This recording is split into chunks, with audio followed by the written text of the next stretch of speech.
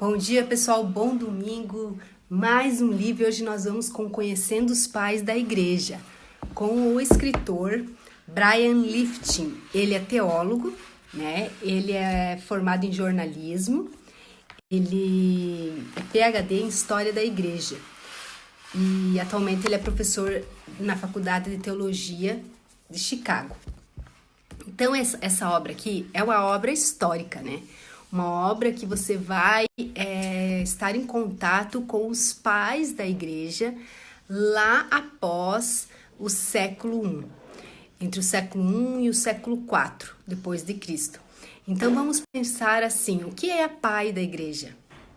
Então, como eles fizeram essa interpretação da fé cristã, né? Dá uma ênfase geral nessa sintonia das escrituras e da fé cristã. Então, como eles entenderam, quais os propósitos, quais as filosofias utilizadas para dar início a aquilo que posteriormente vai se formar como igreja.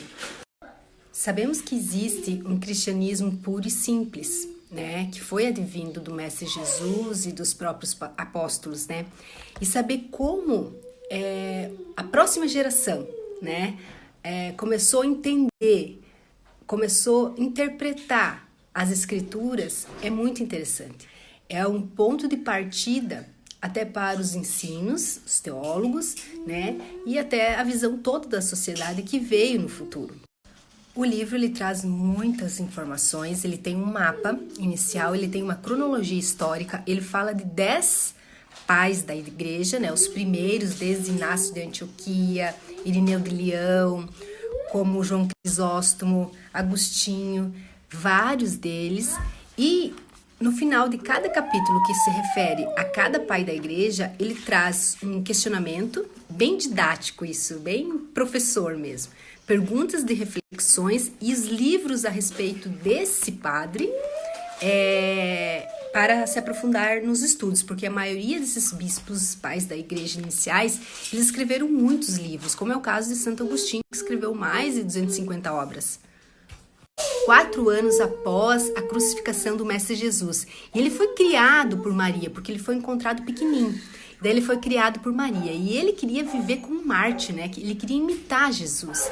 Tanta fé que ele tinha, ele queria morrer igual ao Cristo, né? Então ele foi considerado o bispo de Antioquia, ele escreveu algumas cartas, 7 cartas, e na hora que ele ia ser crucificado, não crucificado, mas ser jogado às feras, ele foi afastado. E ele faz o questionamento, mas por que eu não morri? Porque ele queria morrer, ele queria ser um Marte, né? Daí veio um anjo e disse para ele, porque a morte na arena é muito rápida, né?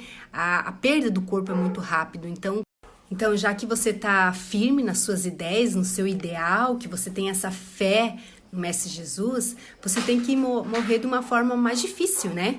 Uma forma continuada. Então, a perseguição continuada é a pior morte. Não é aquela morte jogada às feras que termina ali de uma hora para outra.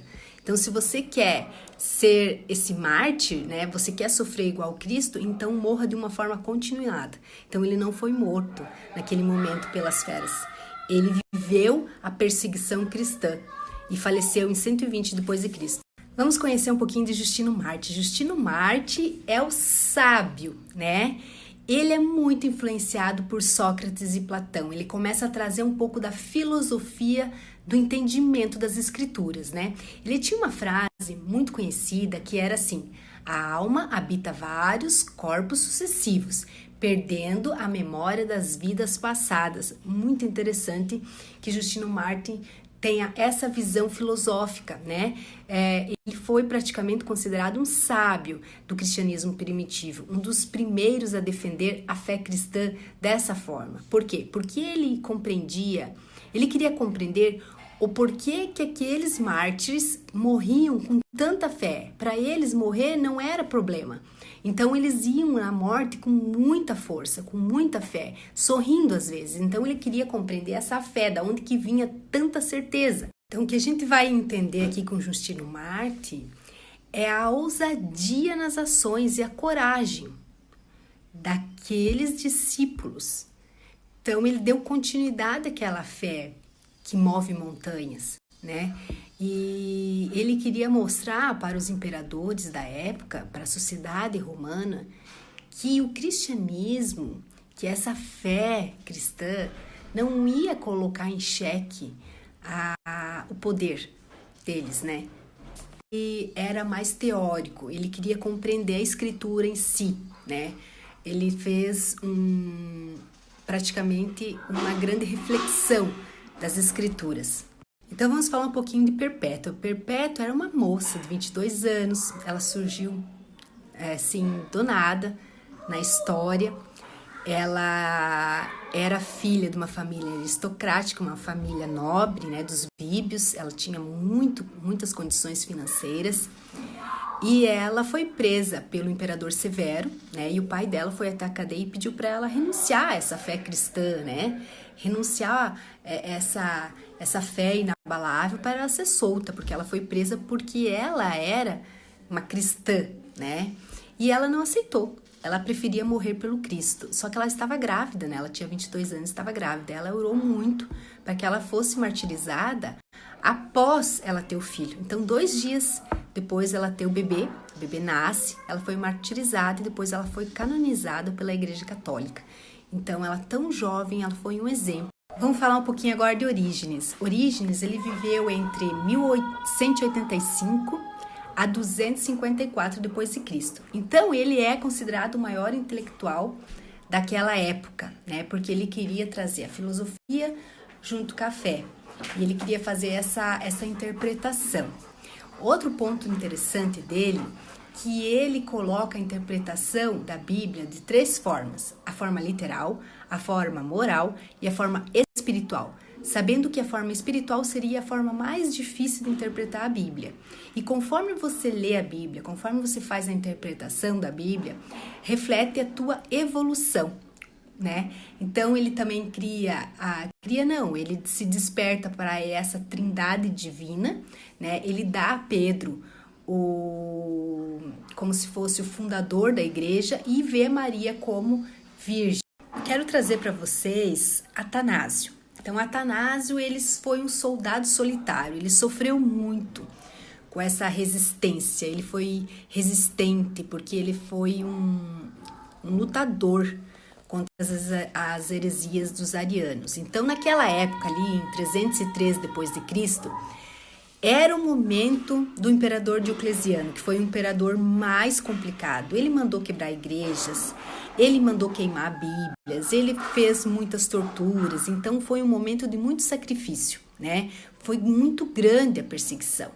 E ele estava ali, né? Anastácio, ele estava querendo trazer toda aquela fé cristã. Então, foi o momento Então, o sucessor de Diocleciano poderia ser Constantino ou Maxêncio. Constantino começou a travar uma luta enorme com Maxêncio. Ele orou para que ele ganhasse, que ele ia fazer uma grande reforma. E ele conseguiu ganhar de Maxêncio, ele foi o próximo imperador. Então, Constantino atribuiu a grande vitória dele a Deus.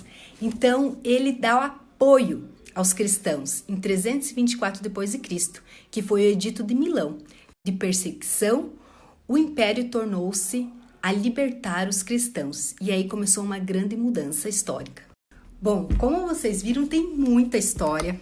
Eu deixei muitas anotações aqui nessa obra porque é muito interessante. Eu não vou falar de todos, aqui são 10, né? Senão a gente vai ficar...